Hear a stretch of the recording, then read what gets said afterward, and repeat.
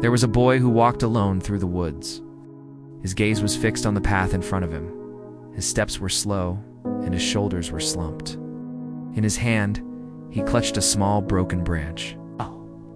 All around him, the trees stood tall and silent like ancient giants, their branches forming a canopy overhead. The sky was covered with gray clouds, mirroring the darkness in his heart.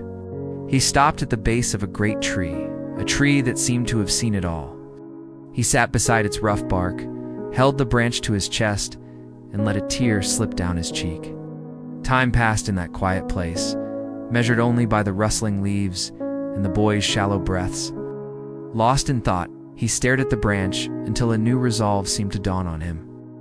With a timid yet determined gesture, he dug a small hole in the moist earth at the base of the tree.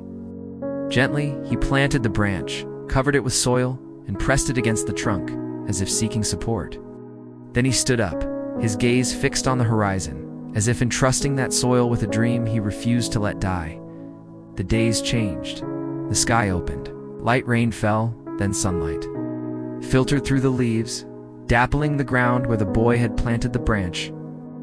The boy returned each day, bringing water from a nearby stream. He would pour it over the branch, sit quietly and smile a little more each time. One morning he found something new, something growing from the soil. A tiny sprout, reaching for the light, fragile yet alive. The boy looked at it in awe. His eyes, they lit up with wonder and hope. It was so small, yet it had endured the night, just as he had. The sprout grew, became a young tree, reaching towards the sun. And in its growth, the forest around seemed to breathe. With every passing season, the boy's visits became less frequent, but his joy knew no bounds. When he hugged the tree, its rough bark now smooth and comforting, there was not only joy in his heart, but gratitude. He was no longer alone, and he was no longer broken, because he had learned that even from what's been broken, something beautiful can grow.